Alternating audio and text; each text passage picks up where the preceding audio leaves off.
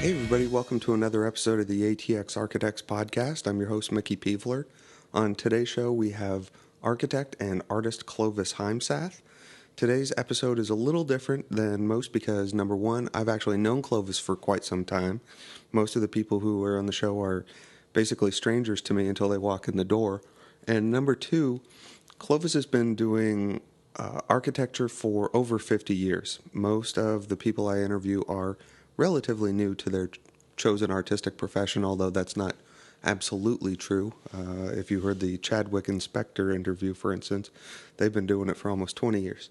I could go on and hype up the conversation I have with Clovis, but he is a raconteur. He is a storyteller, so we will just sit back and let the conversation happen. Remember to tune in after the show. I'll tell you about how to find more information about Clovis's work. We will tell you about upcoming events and some promotions we have, upcoming shows, etc. That's it. Let's just get right into the interview with Clovis Heimsath.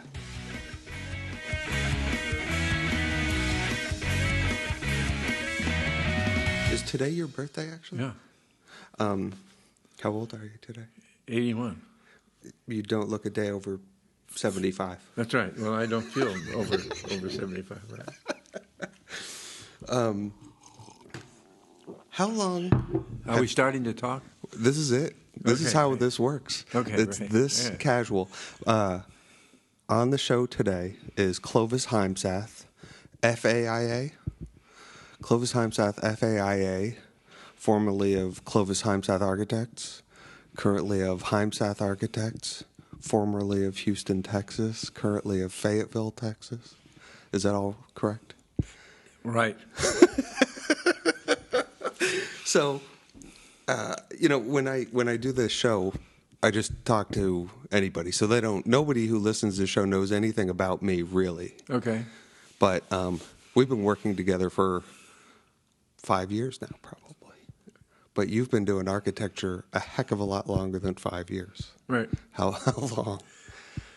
Well, I was wondering whether I was doing architecture before you were born, but I think that's a good chance. I think you definitely were. Right. You definitely were. And it's almost a guarantee that you were doing it before most of the people who listen to this show. Well, I think that's true. That's the demographic. I was born in 1930. Uh-huh. Where? In New Haven. My parents were all Yale-oriented, and I tell people I was brought up with the understanding that Yale and college were synonymous. But I was born in New Haven, and my brother was born in New Haven. And the reason is my mother and father were both at Yale at the time. And were they teaching or studying? Studying. Dad was in the divinity school, and Mom was working on her PhD. And before they let women at Yale, they let women in the graduate school. Oh, really? To jumping years and years ahead, that is where I met Mary Ann before Yale was, what would you say, integrated Sure. with women. Uh-huh. And she was a graduate student. Did they do one of those things like, I think it's Harvard used to have Harvard for the men and like Radcliffe or something for the women? They didn't. Yale didn't even have that? They didn't have the close connection. We had to drive all the way to Smith, which was a long way. Yeah. An hour. Anyway, the end result is I was born there, and my brother was born there, and Dad had his first church in Bridgeport, and we moved to Bridgeport. But Dad got the First Baptist Church in Evanston, Illinois, and I lived there until I was 12. When did you move to Evanston? Well, probably when I was 2 or 3. So he had that pretty early. Quite a long time. And so the real fact is that I went to Yale, and by golly, and I have 2 degrees because I went first in the years when if you graduated from college, you were immediately drafted if you didn't have anything better to do. And so I joined the NROTC late, and so I had to take double-up courses. But that was so when I graduated, I would be able to not be enlisted, but be an officer. And then, and if you went to OCS, you had to stay for 3 years. But if you did it through college, you only had to go in for 2 years. So that was the best deal. Right. But because I only could double up a little bit, I had a year after Yale, and that year I went to the University of Texas. Oh. And so that, when I actually went into the service, I had gone to the University of Texas. Now, unbeknownst to me, the best I could do at Yale was to major in architecture. They at that time, and I don't even think now, they give an undergraduate degree in architecture, so I had essentially had my first year. Yeah. And so when I got out of the Navy 2 years later, I went back to get my BA. Mm-hmm. And many, many years after getting my BA, I got a letter from Yale saying, if you were getting your BA between these years and sent us $75, you get a master's degree. Really? Because they had figured out if the number of years that I'd spent in architectural school was what everybody else was giving masters for. So now I have a master's in architecture. Really? At the time I graduated, it was just a bachelor's. But that's because the Yale connection was very much there. And jumping way ahead, would you believe one of our kids went to Yale? So we have a lot of connections there. Yeah. But anyway, the end result of all of this is that after I got out of the Navy, got my degree, met Mary Ann, got married. Then I started practicing architecture in New York. The year that you came here to go to UT, did you have a Texas connection before? Yeah, my family's from San Antonio. Oh, so that's the real. Both sides of my family are from San Antonio. Oh, okay. And the Germans, the Heimsaths, came over in the 1840s. Oh, okay. And there is actually a Heimsath ranch outside of San Antonio. Oh, is it really? Which was someone else owns today. But we went back one day and saw the old ranch house and the burial plot where my great-grandfather was died because of being bitten by a rattlesnake, just like you're supposed to. That's right. The stories are just I actually have a good bit of accent, too, if you really wanted to know, but I just don't have to put it on because it isn't what I normally think about talking. Not proper for a Yale man to have. Well, that's right. I had to jump, but I never had it. I never had it. See, I was brought up in Evanston, so come on. Yeah. So you were born in. There's no family connection to the Northeast. It's all about Yale. Yeah, the whole connection was Yale. Yeah. Yeah, until my uncle married a woman from Pembroke, which was the women's connection to Brown. Oh, uh-huh. And so when we went back, so to jump way ahead, after practicing in New York for a number of years, we moved back to San Antonio. We went there on our way to Houston. Yeah. And we're very close friends with my uncle and his wife, of course, because there was an Eastern connection through her. And they still live in the Northeast? Or no, your uncle, is that what you said? They're not around. Right. But those years are very special for us. So you start practicing in New York first? Yeah. I started practicing while I still worked for the big firms. I worked for Harrison or Brownwitz. I worked on Lincoln Center. Oh, really? My biggest story, as long as we're talking about things, is that Wally Harrison was the architect for the Rockefeller. So he did Rockefeller Center. Oh, okay. And he was a heavy, heavy, heavy guy. And when he was asked to do the whole development of the Opera House and the whole Rockefeller whole Rockefeller Plaza. Yeah. He didn't do all the buildings, but he would do Rockefeller Plaza and the Opera House. Mm-hmm. And he had Alto and Marcelius. Marcelius is not generally known here, but was the Dutch architect of the same stature in those years as Alto. Yeah. And he had a round table for these, and I think Philip Johnson, and I think there was one other American, but I remember those three. Yeah. And in those days, now remember, we're talking way over 50 years. What year would this have been about? Probably in 56, 58, something. It was in the mid-50s. And in those days, it was very, very formal. And each of the architects, and remember, oh, by the way, your readers, your listeners, if they're architects, will probably not remember T-square and triangles. Not many. But at that drafting, in the conference room with Harrison, here was Mercelius and Alto and Philip Johnson. Yeah. And I know that Harrison Abramovitz was there as well as Harrison. So those are two others, and I think there was one other.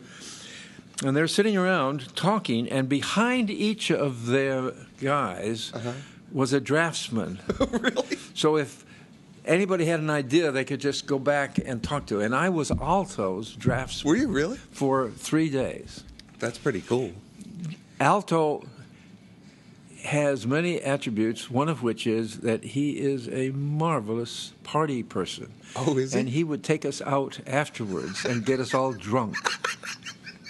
I have some marvelous... I'm sure.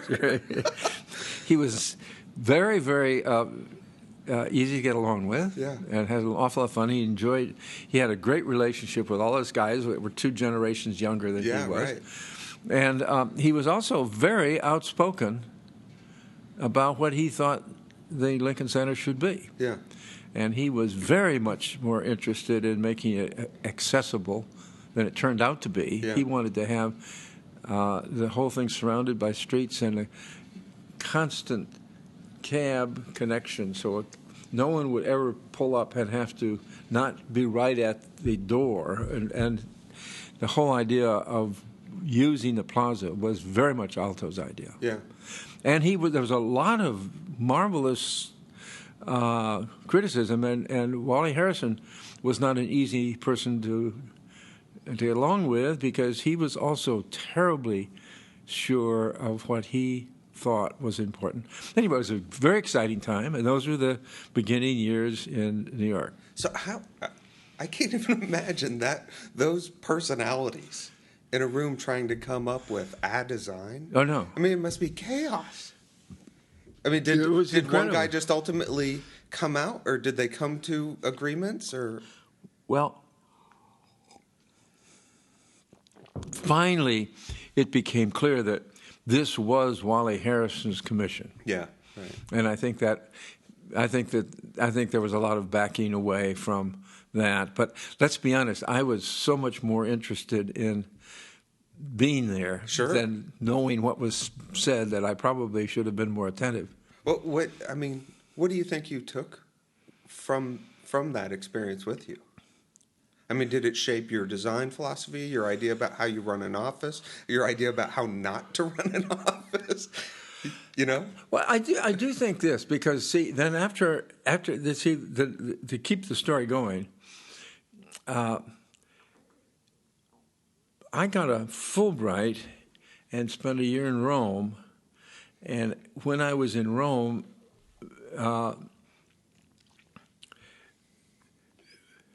was introduced to a number of architects that came over to talk to students there. And Voorhees, Walker, Smith, and Haynes, with Ralph Walker, the heavy hitter there, was a professor at the American Academy, and we all attended that when we were there. And he very much urged me to come back and talk to his firm.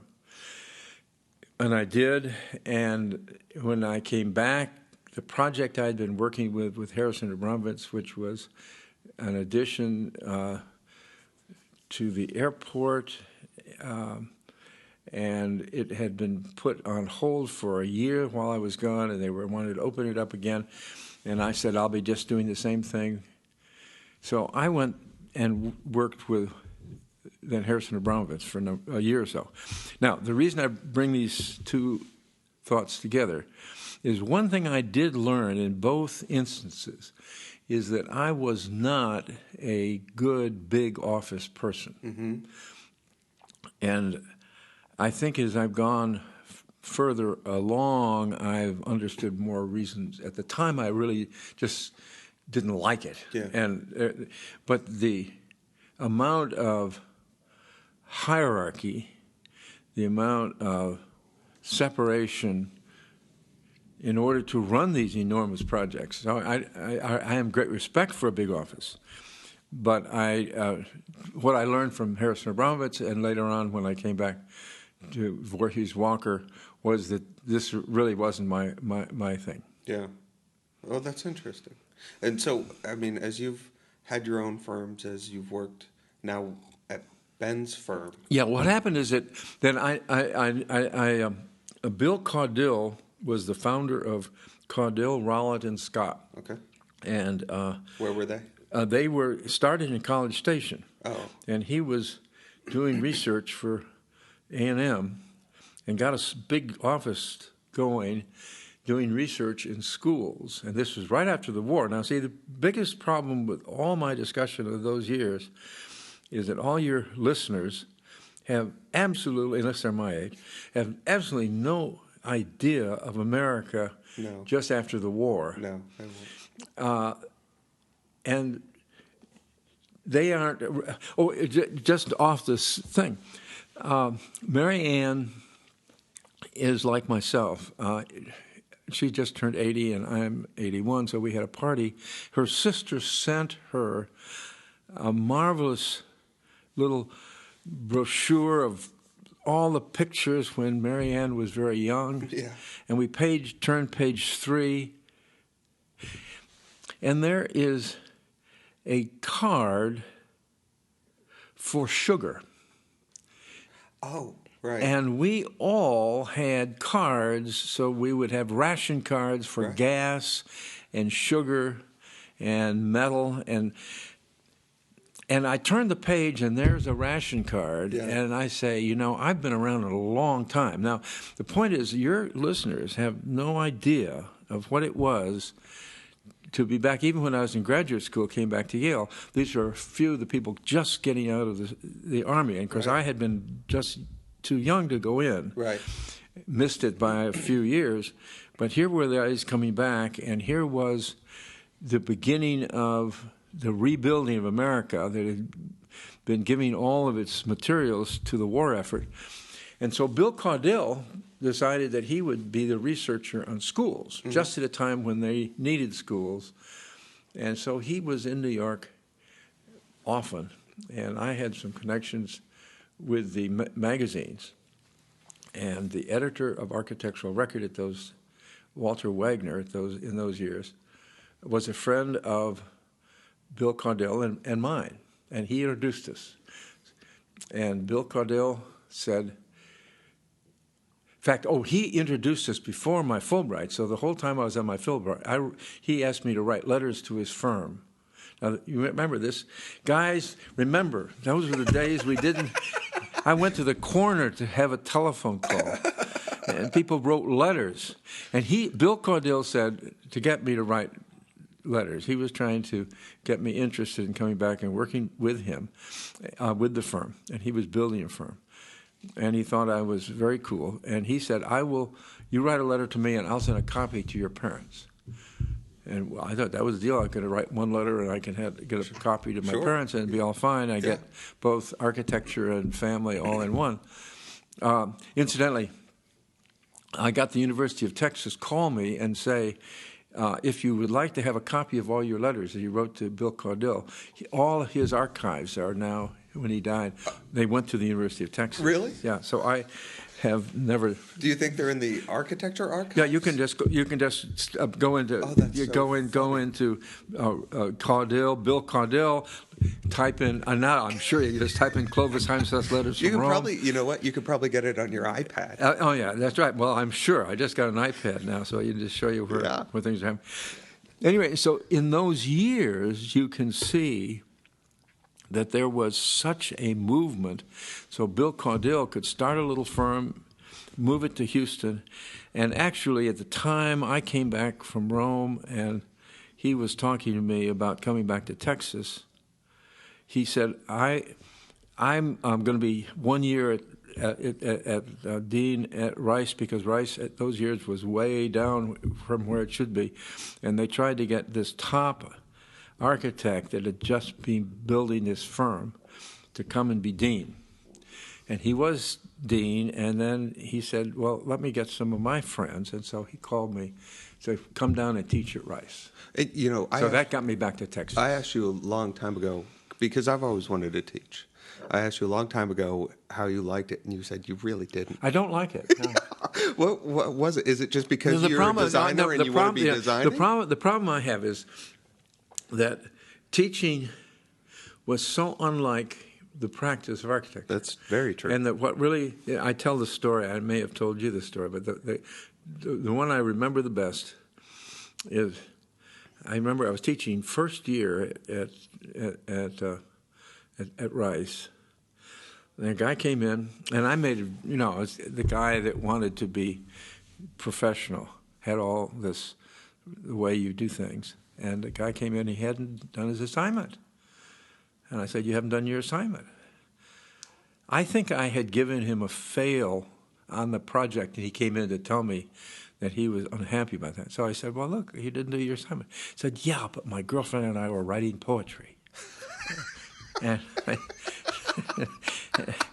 so I realized that there was so much. Here's the deal: you have to love people between the ages of 17 and 23. Yeah. To be a great teacher in college. Yeah. And I had such a bad time in those years. I don't know. I didn't enjoy those years, and to live it with all those other people again. That wasn't it. And the other thing is, of course, when I taught it at Rice. Yeah. There were a couple of really good architects in Houston that would come in to give lectures. And as soon as they left, all the students would just, go after them and said, well, why are they even in here talking? There should be buildings, and their buildings aren't anywhere near as good as they should be. And it was, so the whole environment wasn't my thing. Now, I have a great respect for those that are teachers. But what I was going to say is, it's not academia per se, right? I mean, because you've written a number of books. Right, I did. Very academic, very research oriented. So it's not academia. The academia of architecture. It's 20-year-olds is what it sounds like. Well, no, it's a little bit of academia. But one of the things is, you see, Bill Caudill was the dean of architecture. Yeah. And they had I think it was the years he had them make it called the School of Architecture. Well, was it before that? It would be a part of the engineering department. So I think he may have. I could get it wrong, but it happened about those times. And he's the kind of person that might have said, "Look, I will be dean, but I'm only going to be dean of the School of Architecture." Right. Now, here is what really bothered me about academia. So I would go to a meeting of the professors, president here and all the, and someone would say, Dr. Smith of microbiology, what do you have to say? And Mr. Jones of the, and then they'd say, Mr. Caudill. Oh, I see. Mr. Caudill, no respect. Are you sure you're not supposed to be sitting at the end of the table, you see? And of course they have that, no respect. And it was, so some of the people, actually, we had a marvelous guy who was probably a satirist. He taught teaching. He was from England. And he wore his gowns all across. Did he really? Yeah, all across the campus, just as he would if he were at Oxford. Oh, that's hilarious. And I think, looking back on it, he was have the same response. He was saying, sort of. Yeah, right. So where you all want to have these on, and you would That's have them right. if you possibly could. Oh, that's fantastic. Okay, so you come back for what was the subject of your Fulbright? Curvilinear forms in architecture. Okay. And I've always thought that. I've never seen you you draw a curvilinear form in architecture. Well, that's right. In the time I've known you. Because I've been trying to learn all these terrible three-dimensional programs where you have to learn how to do things. Well, you said once SketchUp was the tool you wished you had your entire career. That's right. I love SketchUp. Yeah, but when I used to draw, I did mostly in pen and ink. When I was in Rome for that year, I did a lot of. In fact, my Christmas cards were all, pen and ink drawings. Then when they started the firm, all the renderings I did in pen and ink.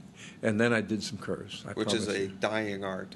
It is. Nobody does that anymore. Even I don't do it anymore. Yeah, nobody does it anymore. Well, you still do the watercolors. I do some. Well, no, the watercolors. As soon as I got into watercolors, then I realized how much more you can do. Well, you know what? Actually, that's a good place to transition to talking about. You're not just Clovis Heimsath architect, Clovis Heimsath artist. You're Clovis Heimsath, a lot of stuff. Father, husband, grandpa. Mostly that. Right, but also artist. I mean, right. I've been drawing all my life. Actually, you said we wouldn't talk for 20 minutes. We've already been talking for 25. That's the end. So that is not the end. We're still going to talk about art, but we're going to take a break first. Clovis Heimsath Architects on the show today. End up talking about design. Yeah, you're right about that. Okay, so let's talk about your artwork. Okay, I've been drawing all my life, and my father, I remember very well, said at one point, I had to back up. Okay. When I was growing up, I had a chance to be in kids' theater, and in Evanston is where Northwestern is, and my father. The parsonage was right near Northwestern, and Dad was very active at Northwestern. And they had a summer's theater program. And the summer theater program allows the theater graduates, or the students at University of Houston, at Northwestern, to do shows. And the shows were all directed towards children, so they had to get children in some of their roles, and I was in a number of them, and I enjoyed it a lot. And I thought maybe this would be great to be in theater and be on stage and people clap. It's good stuff. Yeah. So when I was talking about what I might do, I would always talk about theater, and my parents, I think, were a little askance because they knew the chances of being able to make a living as an actor. Yeah. And so I remember one time I was drawing, and Dad said, there is, and I was drawing a building. I was drawing a rather nice, well detailed. And Dad said, there is something called architecture. He said, you could be an architect. And so I kind of, I did look it up on the internet and say architecture, what are the requirements and what SAT would you have to be a, blah, blah, blah, or what do you have to know? But I think that really got me interested in saying, okay, why don't I just keep drawing? So the whole time I was in the Navy, I did watercolors. I have some marvelous watercolors. Do you still have them? Oh, yeah. And we were in the West Indies, so I have some wonderful watercolors. I did in little islands. And would you believe I was in Barbuda, which no one's ever heard of, ever heard of Barbados, but not Barbuda. And there was, at the end of this walk, at the end of this island, a little fort, only maybe 30 feet tall. So then, was it like a Spanish fort? It was a little fort. Now, why anybody would have built a fort on Barbuda, But it would for guys for the watercolors. Yeah. Come on, it was a Chamber of Commerce put it there for me. Right. So I've got that. It's a great one. Anyway, the end result of all of this is I've drawn all this time, and then I could do pen and ink drawings for the office. And just to get the office one more time, I started teaching at Rice. Yeah. And in those days, the idea of teaching and practice was not well thought of by the university. They wanted you to do one or the other. So I started to get some projects while I was teaching at Rice. Right. And the president called me in one day and said, "Mr. Heimsath, I understand you have a couple of people working for you." "Oh yeah, isn't that great? And I've gotten some projects going, and and he said, "Well, I want you to know that we want you to work more than one day, equivalent of 1 day a week." Huh. That's hard to run an office that way. Now, the truth of the matter is, an awful lot of other people whose names I will not mention, Yeah. both at the University of Rice, University of Houston, anywhere else, Right.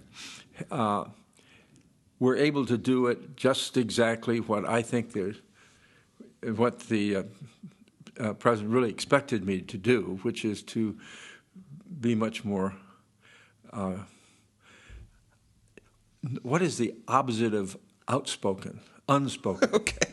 Be unspoken. Make absolutely certain that you're here all the time, whenever needed. Right. By the way, I didn't like that either. I asked me to help Add the that to the students list. Put up all this stuff on the Saturdays. Yeah. So I decided that I really didn't want to just do that, and so I really, in the most were you just possibly there 1 gracious way, say thank you very much, Yeah. but I want to be an architect. Were you there just 1 year? I think I was there 3.5 years. Oh. Okay. So I was there. You got your fill. Yeah, I was there. Yeah, I think also, now I look back on it, they might have wanted me to be on a track for actually moving ahead and being Right. full professor and all that stuff. But it was clear what I've always wanted to do was to be involved in design, and that would be the best way I could do it. Never having realized how difficult a field it is, Yeah. which brings me then back to the drawing, because one of the reasons I like to draw is because nobody is in charge of telling me what to do. Mm-hmm. And now, I love the fact that Ben and Eric and you guys are all running this office, and now I can come in and be part of it. But I still have to be involved with what I'm ever doing, working through the office and working through a client, which is exactly the way you have to do architecture. Yeah. But when you paint, you don't. Right. And since as I say, the architecture is always paid for my canvases, Yeah. so I don't have to sell them. I do sell, but I don't have to. Yeah. Therefore, I can paint what I'm interested in. Right. So, when did you start doing oil paints? I mean, have you always done it in some way? That's a question that I really am not clear, but I think that once I really got. Well, you see, the biggest thing about the office, Mm-hmm. the biggest moment was having started the office in Houston, we hit one of the recessions. Uh-huh. And again, all your listeners may think this is a recession that's memorable, and it is. It's a big one. But in my estimation, this is the 5th recession. And we hit one of those back in the late 60s. And really I had a pretty sizable office, and I would either have to a lot of it go or go out of business. Yeah. And we had the chance, because our kids had every weekend gone to the country, and we do have 5 kids, and they said, "Look, Dad, why don't you just live for a year in Fayetteville, and we'll commute back and forth for a while." And then I moved the office to Fayetteville. We practiced from Fayetteville for 10 years. So I made that shift to Fayetteville. When I started living out here in Fayetteville, we bought a farm. then I really had more time, and I think it was that time. Oh, okay. So when I started doing oils, Okay. oils. When you started the office in Houston, right? Right. Started the office in Houston after Rice. Right. Do you remember what the very first project was? Do you remember an early project? If Oh, not yeah. The first one? One of the early projects was Kipling Village, and we had a very good friend that was a builder. And you know, I'm gonna have to post a picture of Kipling Village because we've got a grainy black and white picture of Kipling Village somewhere in the office. okay, you could do it. And you saying that was one of the very first Very ones first. is so surprising because it looks to me like it was built yesterday. It's a very good building. Yeah. And all I can say to all your viewers, It still exists, right? It's still yeah, there. they've turned it into condominiums. Yeah. Oh, I have the great story. Okay. I have the great story about Kipling Village. Tell me. Bill Caudill's daughter bought one of the condominiums and called me up Okay. and said, Mr.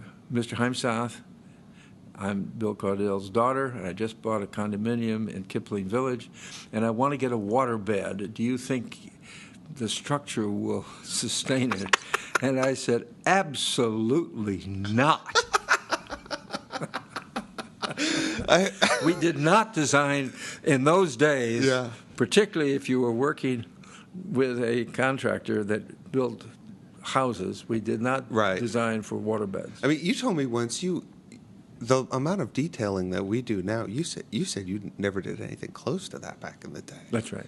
No, and I did a lot of it by being out there on the job working with the contractor. Oh, really? Fortunately, yeah. Some of the best details on our early jobs I can remember In the field. when we talked it over and he built it. Interesting. And let's be honest.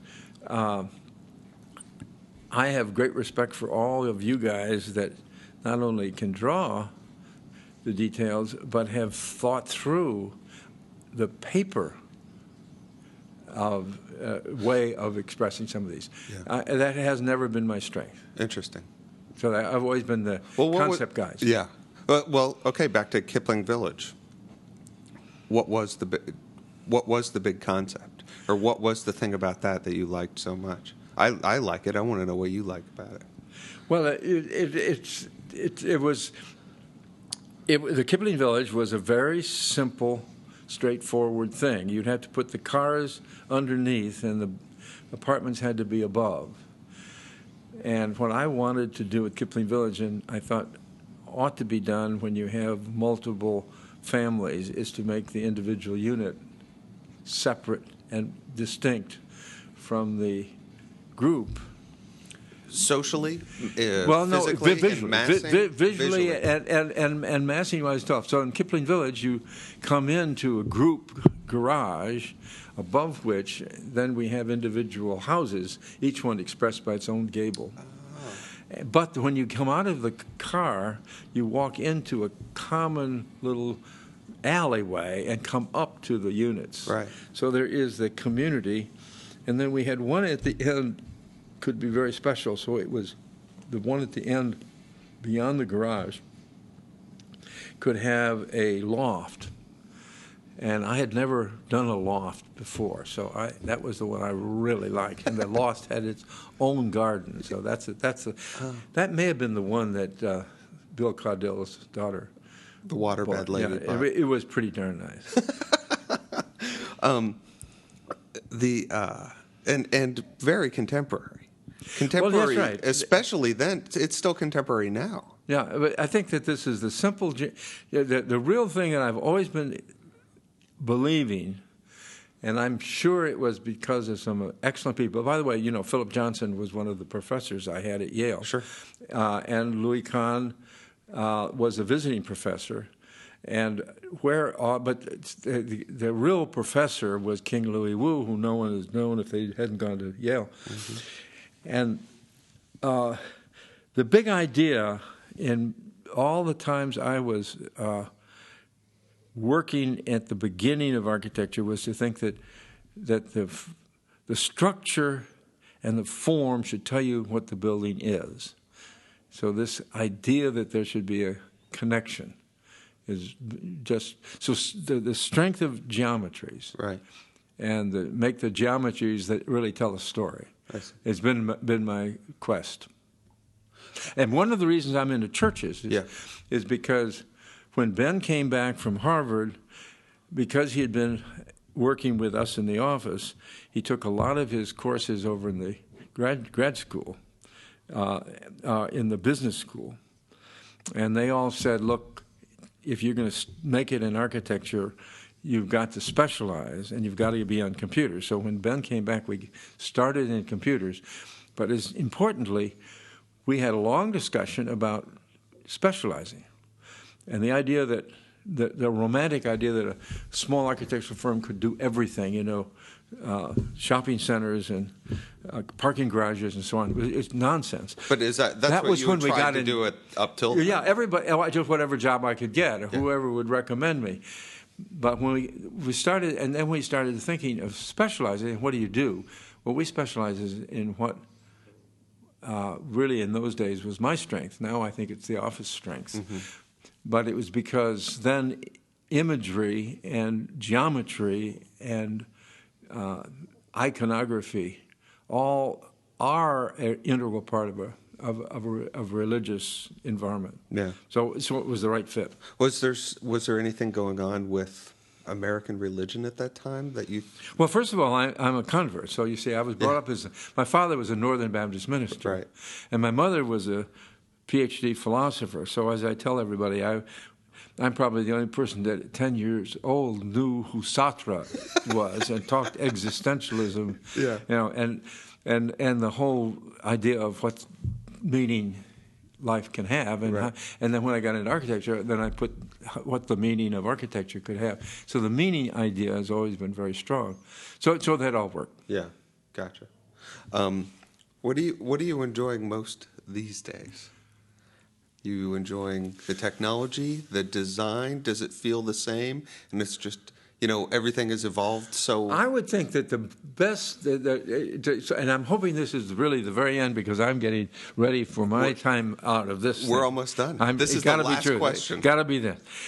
I would think that people say, well, what is the biggest thing that you've accomplished is a two-generation firm? Yeah.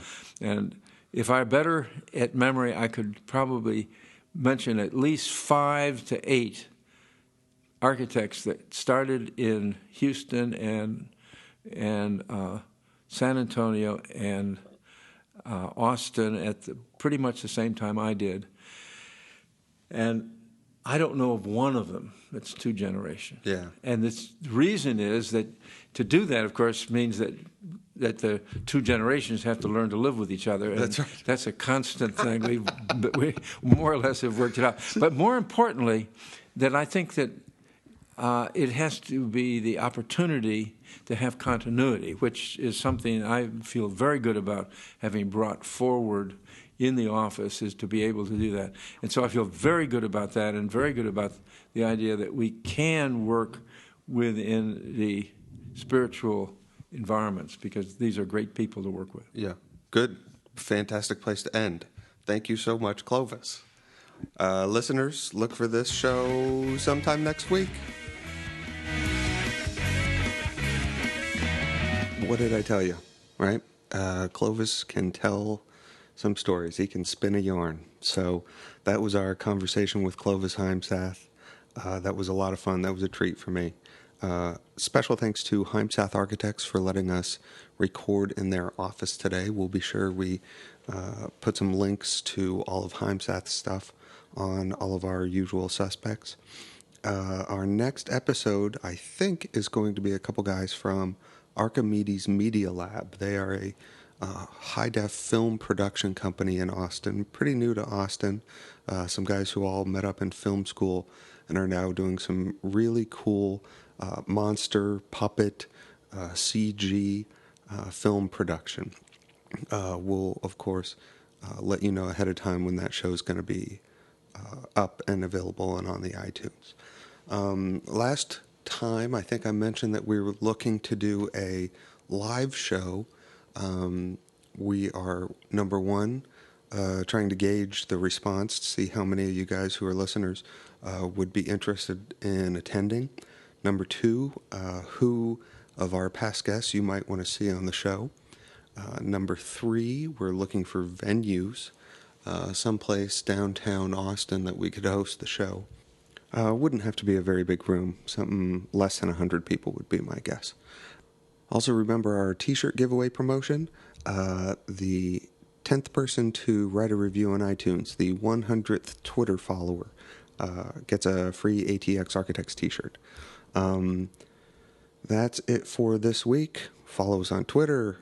Like us on Facebook. Go to the website, www.atxarchitects.com. If you want more information about the show, or if you want to be on the show, or if you want to suggest somebody who wants to be on the show, any of those social media avenues would be just fine. We'll get your message. All right, that's it for this week, and we will see you next time.